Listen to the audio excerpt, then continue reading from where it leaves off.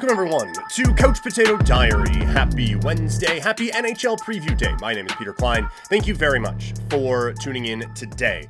This one's going to be mostly about the National Hockey League, as we do what we always do with the season previews, running through every team in the National Hockey League as we get ready for the start of the 2024-2025 season. So that's going to be the main focus of the day. Let me know your thoughts in the chat about any of the NHL teams that you have strong opinions on either way. And so we're going to be doing that. And then also at the end, a little bit of fight talk. It is a UFC 307 fight week, which means today we're going to be looking at the fighters that, not main event fighters, but the guys on the undercard, that guys and girls, on the undercard, that you need to be paying attention to. Toxic already in the chat, as we're getting some Calgary Flames talk going on this one today. So yeah, we're going to be doing that. Just quick plug.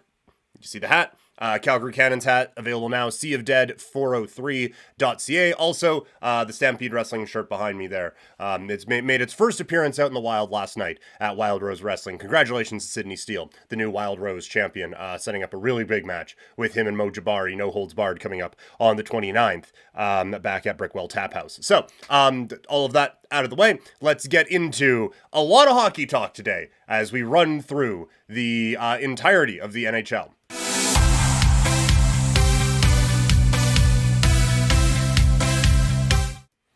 Toxic, I'll get to the Flames thing in a bit here for sure. But yeah, we're going to be talking Flames in a little bit. But we're going to start with the win or the point projections. I keep saying wins. It's not that. We're not saying, although I do feel comfortable in saying Boston's going to get under 99.5 wins this year. But this is the point totals that we're going to be running through. So, like I do for every other sport, going to run through each team. There's a couple that the odds just weren't there for. So yeah, just going to run through every team over under on their point predictions, and then we'll give the playoff predictions at the end. Cool? Cool. All right, let's begin in the Eastern Conference. We're going alphabetically with the Boston Bruins. Their total is at 99.5. I have under. I just feel like there's a little tumult in Boston right now with what's going on with the goaltending situation and all of those sorts of things. It feels concerning that they don't have their goalie locked up, and they seem to be fighting with him now. Also, I know the last 3 years, but you know what? This is the year Boston falls out. You know what? This is when this is going to be the time Boston Bruins going to completely collapse and fall apart. This is going to be the year. And then it ends up not being the year. But I do think that this is going to be a team that doesn't get to 100 points this year. I think adding Lindholm and adding Zadorov are good pieces, but Lindholm kind of saved his value with a really good postseason last year, but he was not very good in the regular season. Zadorov is an upgrade for a bit, but again, I think that they're going to be asking maybe a little bit too much of him. And so I don't see this as being the year that Boston rockets again to the top of the standings. The Buffalo Sabres, I have them under 89.5. This is absolutely a team that I have bought in on before. I think this has the potential to be one of the best blue lines in the NHL. I have questions about the goaltending, and I have questions about where the other goals are coming from. Tage Thompson is obviously a beast. I just don't know if they have added enough around him to create the offense that's going to be needed in a really, really competitive Eastern Conference to be able to take that step and move forward. So I have Buffalo coming in under 89.5 this year. Carolina, 100.5. I have them over. I was saying once they were done, hey, watch out, because they're going to lose some pieces. And this is not a team that I think this is a team that maybe takes a step back. But I do think that they kind of weathered that storm a little bit with a couple of the moves that they made, bringing in guys like Walker and all of that. And then, you keep that core with Aho and all of those guys around. This is still a very talented hockey team. I do have concerns about the goaltending. I do think they have the best coach in the league. But I think that they lost quite a few big pieces, but it was pieces from a blue line that was kind of stacked. And now they just have a regular blue line, but still a lot of very good, very talented players. So I have Carolina going over 100.5. Columbus, there was no win total for. I think there's some pretty obvious distractions out in Columbus, given everything that happened with Johnny Gaudreau. I think that this could be a very difficult year for them. I was a little skeptical on the team anyway, and then all of that happened. And so you can absolutely understand it, but I don't think this is going to be a great year out in Columbus. I mean, yeah, like it is a very difficult situation, and it feels glib to be analyzing what Johnny Gaudreau not being there means from a hockey standpoint, because it's obviously a very emotional, very raw story. But I mean, again, from a hockey standpoint, like, he's not going to be there. Laine is gone. Monahan is there, but he's been banged up. I like a lot of the young pieces, but I think I think things have shifted dramatically out there for very, very obvious reasons. The Detroit Red Wings, I have them over 89.5. They were right there on the cusp of a playoff spot last year. I like so many of their pieces. And I get they have had a contentious offseason with some of their players as well. But there is, I just think, so much young talent on this hockey team. DeBrincat, that start that he got off to last year, and then things cooled off a little bit. But I do think that there is a lot of really high-end talent with this group. And I think they're going to be able to finally break through and make it back into the postseason. The Florida Panthers, their total is at 101.5. I have them going over that. I get that they lost Montour. I get that their offseason was like 45 minutes. And so maybe there is a bit of a hangover, and they kind of go the Kansas City Chief route from last year where, yeah, let's just get in. We're not going to battle for the President's Trophy or anything like that. Let's just kind of ease our way in, make sure we can make it into the playoffs, and then do our damage there. But they still have a very good goaltending situation, obviously. Ekblad and Forsling aren't gone. Montour leaving does suck. But I mean, this is still a incredibly deep forward group as well with Kachuk, Verhaeghe, Barkov, all of those guys. So this is still a team that is not to be messed with, and still one of the best teams in the National Hockey League. I mean, like in the previews before here, having them as the most talented team in the NHL. Kind of have to pick the over on them, don't I? Up next, Montreal. I have them going over. Admittedly, throughout the entire preview process, been banging the drum on Montreal, and today was going to be the big, like, yeah, that this team is for real, here we go. But losing Laine and Reinbacher and the injuries that they have had so far does kind of slow that momentum down a little bit. But I do still think that there is another level that Caulfield can get to. And I do still think that, assuming Xhekaj doesn't get suspended for the year for violently attacking everyone who he plays against in the preseason, I do think that there are steps that are going to be made from their blue line. The biggest key is going to be in goal. One of those guys has to figure it out. And obviously, like, I think they were getting there. Like, I think that they have put together some pretty good performances, but I do think one of those guys kind of needs to figure it out now.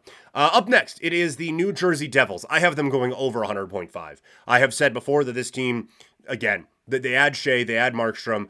Hughes with that injury before preseason started sucks, but I mean, the offensive talent is obviously there. They just couldn't get any stops last year, and they gave up a boatload of scoring opportunities. Well, now Dougie Hamilton's back, Brady Shea is there, and Jacob Markstrom should be awesome. So I'm going to go over 100.5 on the Devils. Next, it's the Islanders at 91.5. I continue to underestimate this team, and that rolls into this season as well, because it's basically the exact same team as last year. And I still just don't see it. And I think part of what happened last year is that it's not a veteran group, but it is a well-tested organization. And as the game started to get a little bit more important, and all of a sudden Detroit's dropping big games, and but Buffalo's dropping big games, and all of those teams, they just kind of stayed the course. And so this isn't so much I think the Islanders are going to fall off, but I do think, like, Detroit's better. Obviously, I think Montreal is going to be better. I think the Devils are going to be better. And so I just think a few teams have kind of leapfrogged them a little bit, and that's going to knock them back. They do have pieces I like. Like, Barzal is really fun. Bo Horvat, I would take him on my team 1,000,000 times out of 10. I am a huge fan of his. And they have A couple guys on the blue line that you like as well, but I'm not there with them. Up next, it is the New York Rangers. Their total is at 100.5. I am there with this Rangers team, and we talked about it. I think one of the keys for this group this year is going to be the play of Kaapo Kakko. If he can be someone who we all thought he was going to be when he was taken he was second overall, right? I think that this is all of a sudden an incredibly dynamic team. It already is. You know the big pieces, right? Panarin,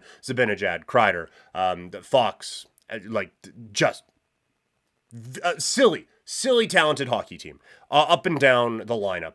Then you get the playoff experience of Lafreniere. I think they built out their bottom six really effectively to just have a deep team that is difficult to play against that can also play with a lot of speed and talent. And Lafreniere really kind of is the cherry on top of that. And if Kakko can kind of take a step here, then that is 100% a team that can go out and win the Stanley Cup. Ottawa up next. I have them under 90.5.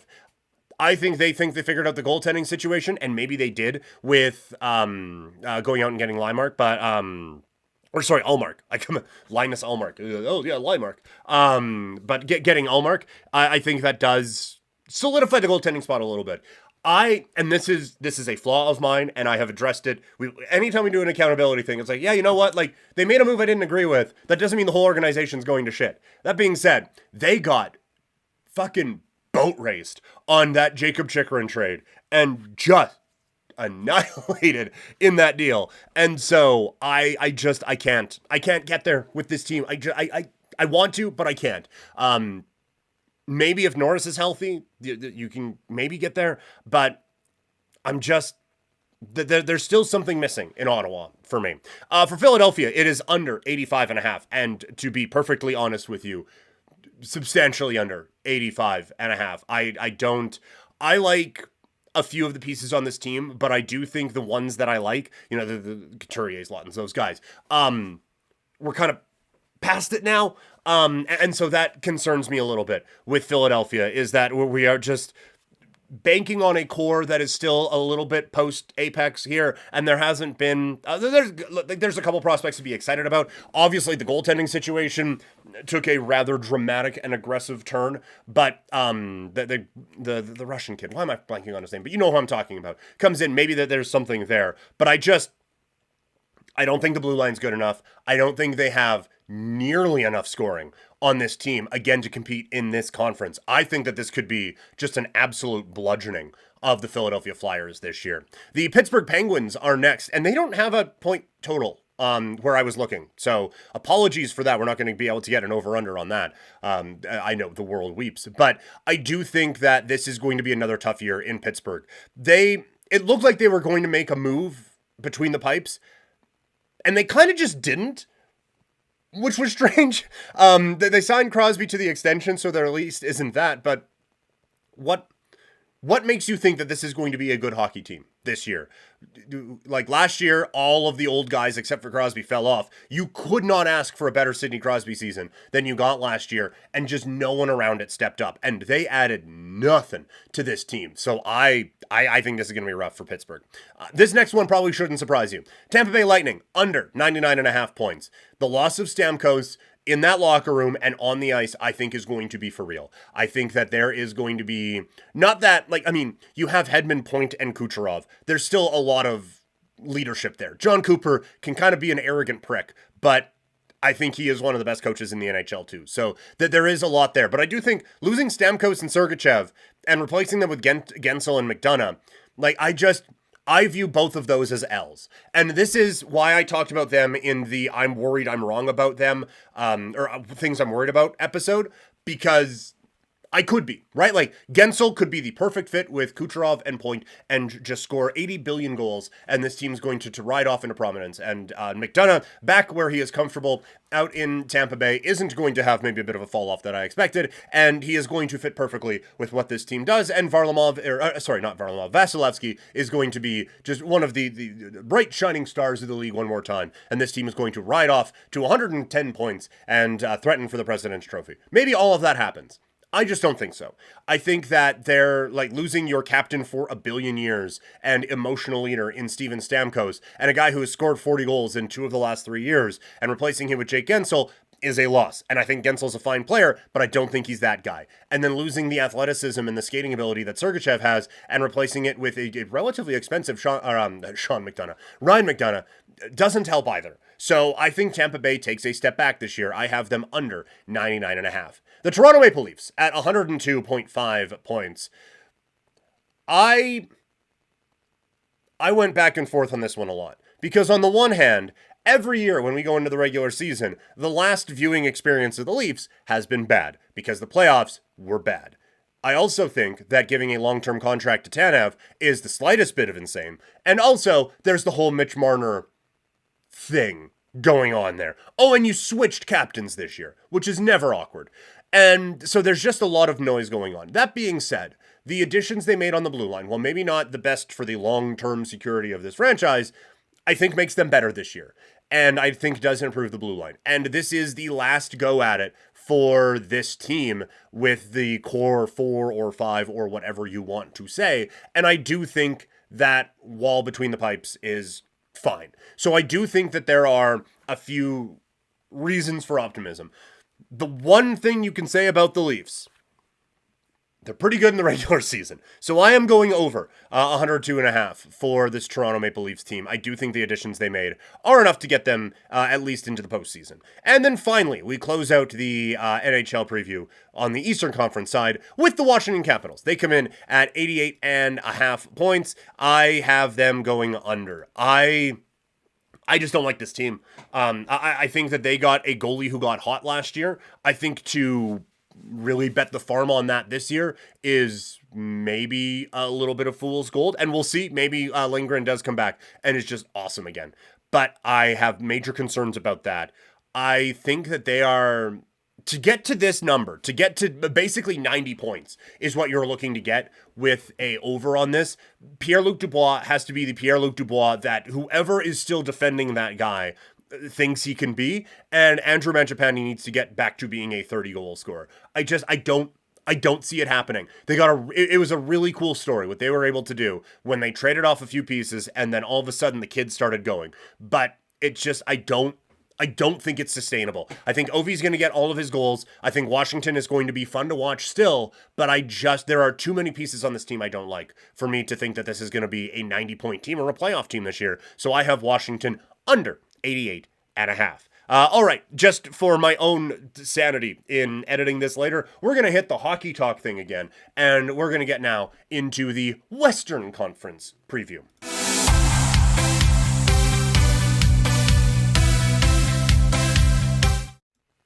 The Western Conference side of the NHL preview now, as it is the Anaheim Ducks, and their point total wasn't available. So that's a bit of a bummer. What a way to start the Western Conference. But I think that this is a team that takes a step this year. I think that they have accumulated enough high-end pieces. We talked about McTavish in the breakout episode. I think that they have... Like, a big key is going to be what Zegras is or what they can get for him. I do still think that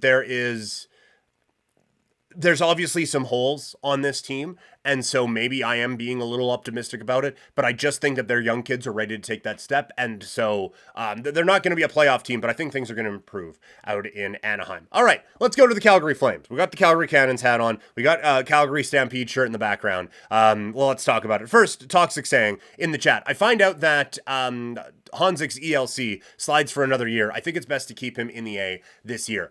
I am on that train. I understand it has been awesome what he has done in the preseason. I do find it weird where it's like, preseason, these games don't matter, but this guy's kicking ass in them, so let's go. It's exciting. It's exciting to see what he has done, and it is exciting to see what the progress that seems to have been made in his game. And I think that if you send him down to the American Hockey League, you have to have a very honest conversation with him to be like, look, this was awesome. Keep doing that. You going down there has nothing to do with what we think of you as a player or anything. It is just from a roster, contract, whatever. It sucks, but you are the path of least resistance going back down there. So that's what we're doing. We talked about the Pelche thing yesterday. I just think you have to kind of try to keep that guy around and on your roster. The total for the Flames is 81.5.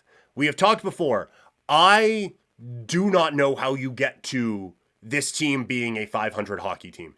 I think, 80 points last year?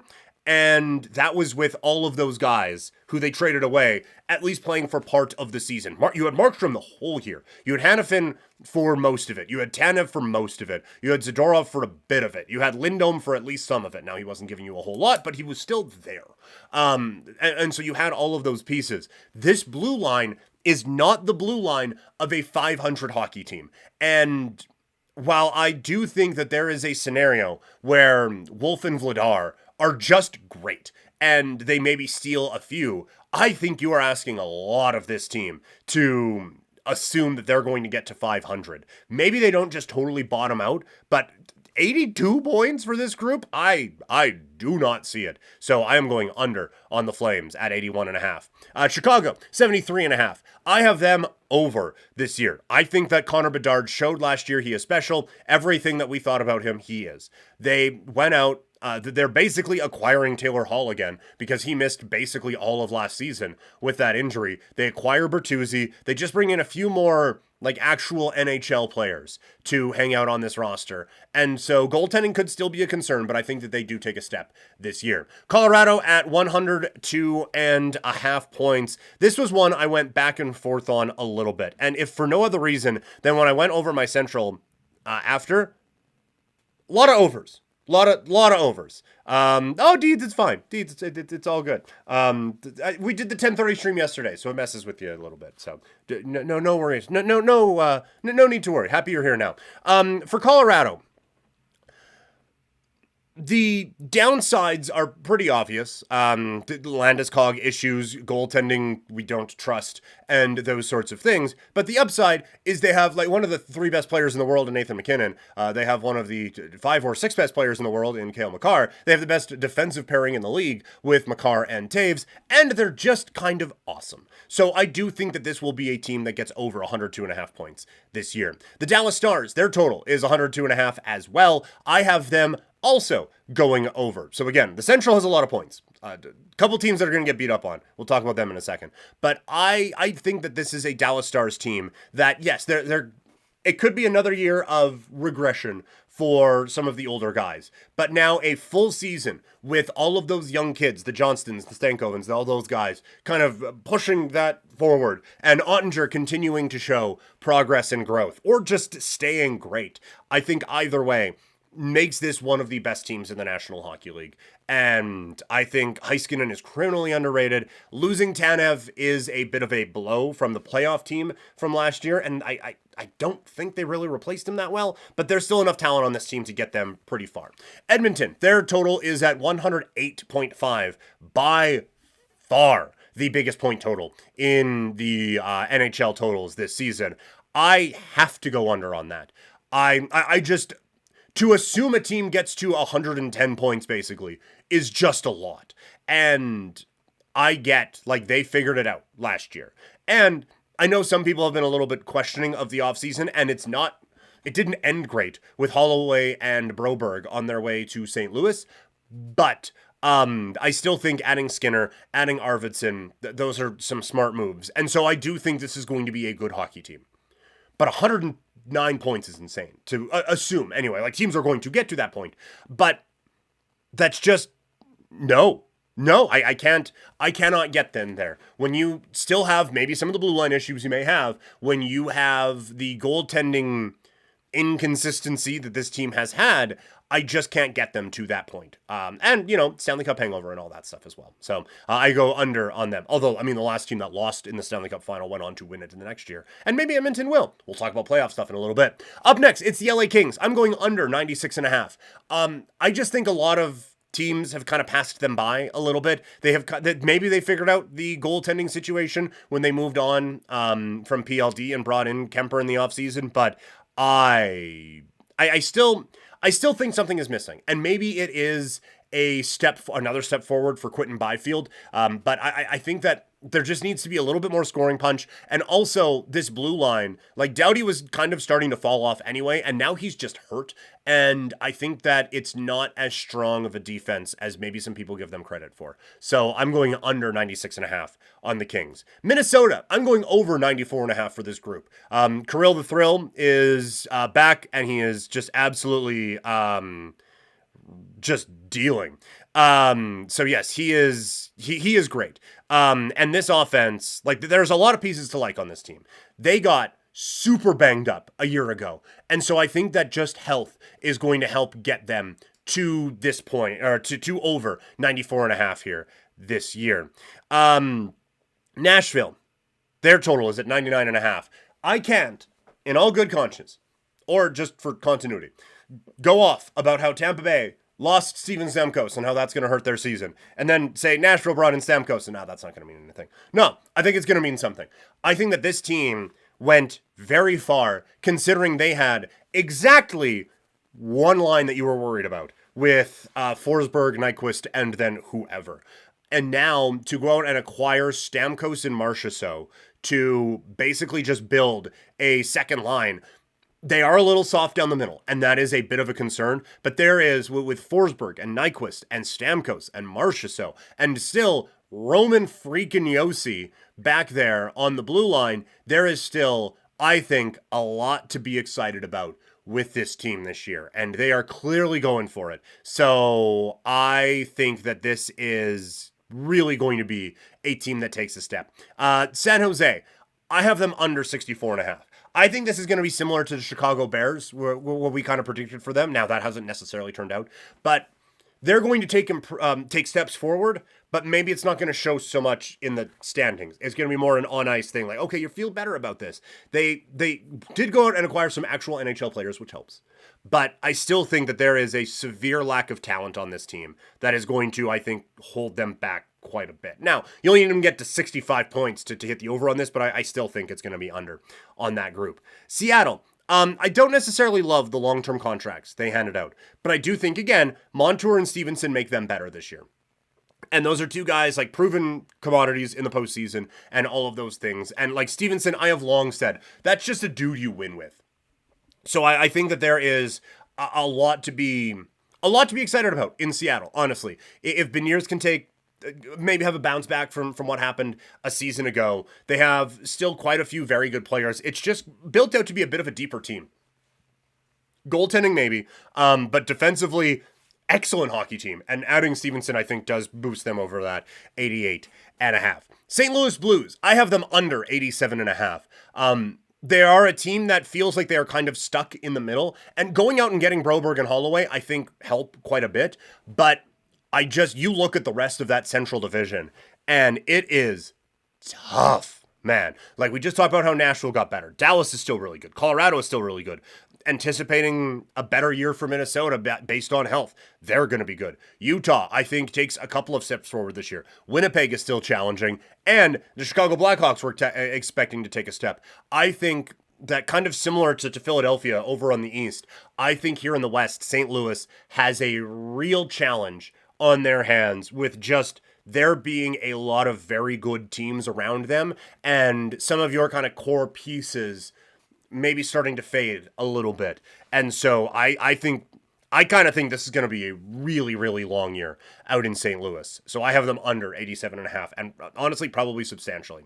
The Utah Jazz, I have them at over 88.5. Talked about it before. I think that this is a team that 100% takes a big step this year. I think they were ready to take one last year, and then all the uncertainty of last year really sent things spiraling. Then they go out and acquire Sergachev. They have a new home. They have so much talent that you can be excited about. I think that this is the year that the Utah team takes the step that a lot of people thought Arizona was going to a season ago. Vancouver, I have them under 99.5. The goaltending situation with Demko and injuries and all of that just scares me off of it a little bit. I still think they needed to do a little bit more on the blue line. adding DeBrusque to this forward group is actually quite intriguing to me, and I think does make this a little bit fun for what this team can be offensively. But I think that defensively, they're just not quite there, even though I do love Quinn Hughes. But the goaltending situation, the health of Demko, and the long-term whatever of all of that, I just have some concerns. So I do have Vancouver slightly under 99.5. Vegas, I have them over 97.5. I think the way last season ended is leaving a bit of a sour taste in some people's mouths. And losing Marchessault and Stevenson is a hit, no question about it. They still have Eichel and Hanifin and Stone and Pietrangelo and Theodore. It goes on and on and on. Like, this is a really, really talented team. It is not a deep team. That obvious, not a deep team. But this is a group that has a lot of high-end skill. And so I just can't bet against them. I have them over 97.5. And Winnipeg, I have them over 96.5. Kind of wanted to not, but I just, again, a very talented roster. And with Scheifele, Perfetti, Ehlers, Connor, all those guys up front. Morrissey, I think, still doesn't get talked enough about his play on the blue line. And Connor Hellebuck between the pipes when he is on, one of the best goalies in the league. Again, it ended very poorly out in Winnipeg last year, but I think there is, for regular season purposes anyway, I think this team's going to be all right. Before we get into the playoff talk here, Deeds, there isn't going to be any fantasy stuff on this episode. It's just going to be NHL and then a little bit of UFC to put a bow on the episode today. So apologies, but no fantasy football conversations here today. I guess if you do want some fantasy talk, ask away your fantasy football questions or anything, and I can get to it at the end of the show. But nothing's scheduled for today anyway. But if you have something, anything you want to talk about, anything, any whatever in the chat, let me know, and we can roll through that. All right, hockey playoffs now. This is what I have for my predictions. So, in the East, I have in the Atlantic, I have Florida finishing first. I have them playing the wild card team of Boston in the first round. My Atlantic 2-3 is Toronto against Detroit. I think Detroit is ahead of Boston, and they get into this 2-3 matchup.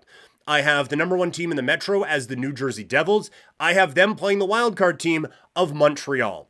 This is basically just me being take committed at this point and just like, no, I've been saying all year that they're going to take a step. I don't care that half of their roster got injured in like 2 preseason games. I have to stick with it. So I think that Montreal does get there. And then the 2-3 in the Metro is the Rangers and the Carolina Hurricanes. Coming out of that, it would be Florida with the win over Boston. I think, honestly, probably pretty handily. I think Toronto does beat Detroit in the first round of the playoffs, and then the Devils and Rangers win. So it'll be Florida against Toronto, the Devils against the Rangers. This is where Toronto's, and they lose to Florida. I have them against the Rangers in the Eastern Conference Final, and I have the New York Rangers on their way to the Stanley Cup. Out west, my number one team in the Central, the Dallas Stars. I have them facing Seattle as a wildcard team. The 2-3 matchup in the Central is Nashville against Colorado. In the Pacific, I have Vegas, as the number one team. I have them facing the wildcard team of Minnesota, and the 2-3 being Edmonton against Vancouver. So we get a rematch of that playoff series. And we get the same result. I have Edmonton beating Vancouver again. They would face Vegas in the next round, and Dallas takes on Nashville. In the Western Conference Final, I have Nashville facing the Vegas Golden Knights. Vegas moves on to the Stanley Cup Final, where they would face the New York Rangers and eventually lose to the New York Rangers. I have the Blue Shirts, the team from Broadway, as the Stanley Cup champions this year, as the trophy gets hoisted in Madison Square Garden for the first time in, by that point, 31 years. So that is those are my official predictions for the NHL season here in 2024-2025. Let's move on to the fight world. Let's put a bow on this show today looking at UFC 307. Yesterday, we talked about the main event fighters that you need to watch out for. Today, or the storylines going into those fights anyway. Today, we are looking at the undercard fighters. Who isn't getting that main event spotlight, but should still get some attention going into the fight in Salt Lake City this weekend. Let's talk about it.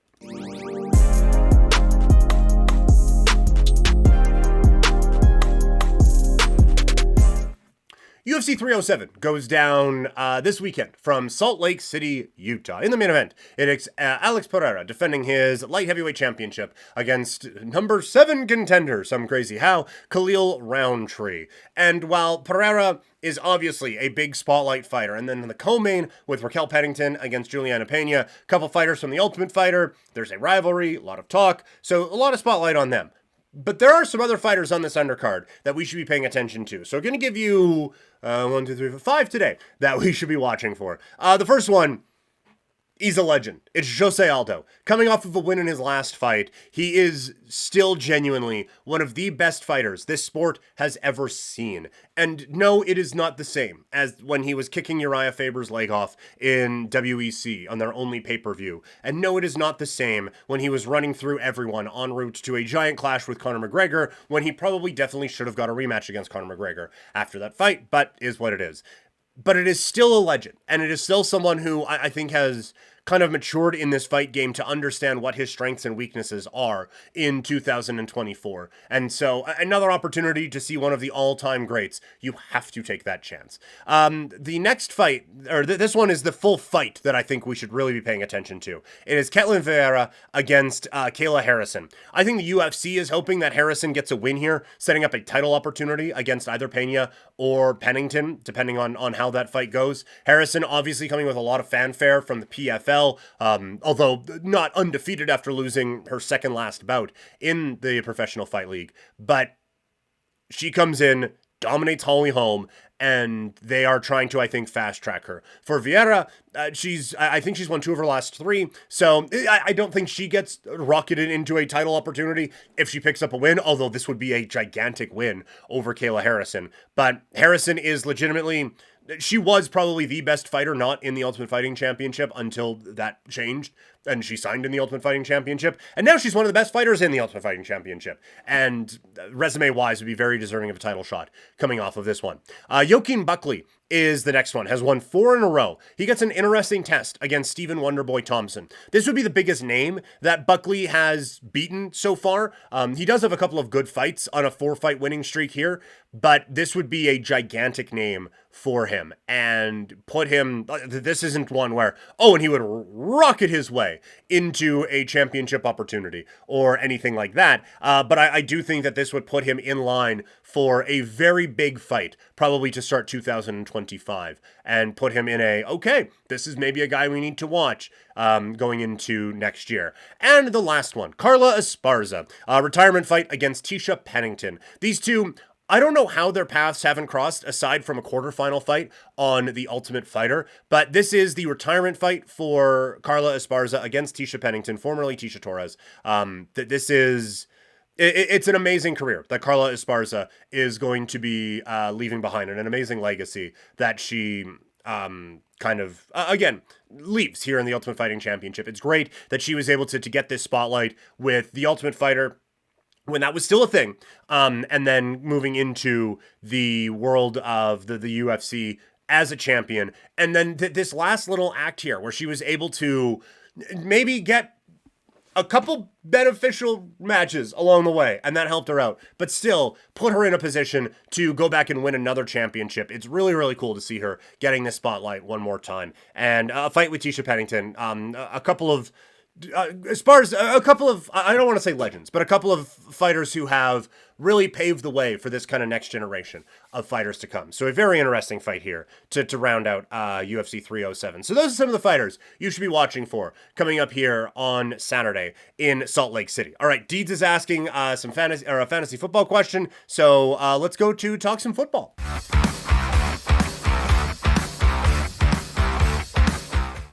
All right, Deeds is asking in the chat, do we flex Brandon Ayuk or Kareem Hunt this week? I think you have to go with Kareem Hunt. I think that he has a real big opportunity out there in Kansas City right now with the injuries that have happened and just being in that offense. And I get being in that offense isn't the same as it was when he was there the first time, but I think the opportunities are going to be there. For Ayuk, they just clearly haven't been.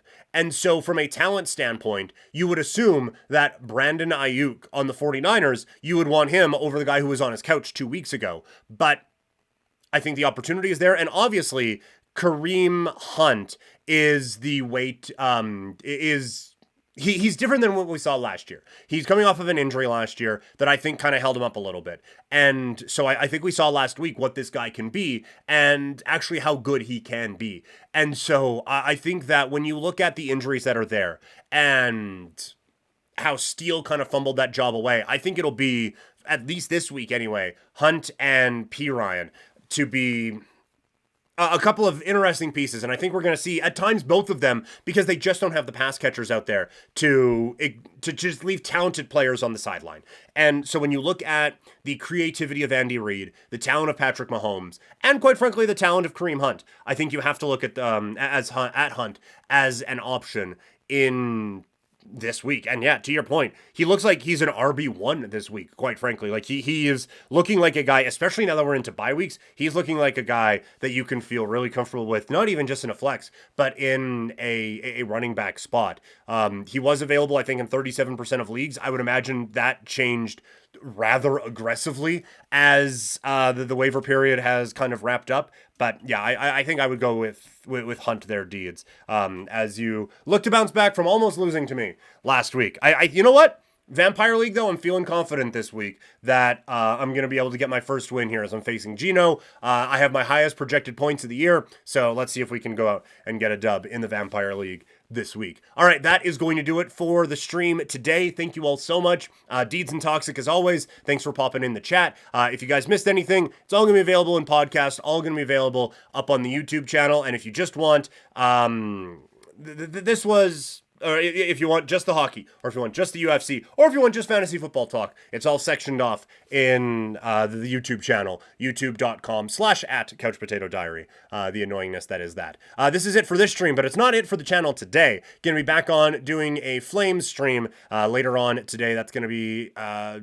2:30 is when we are going to be doing that one. So hopefully I see you guys there as well. If not, we'll be back. There is going to be a podcast tomorrow, but not going to be a live stream tomorrow.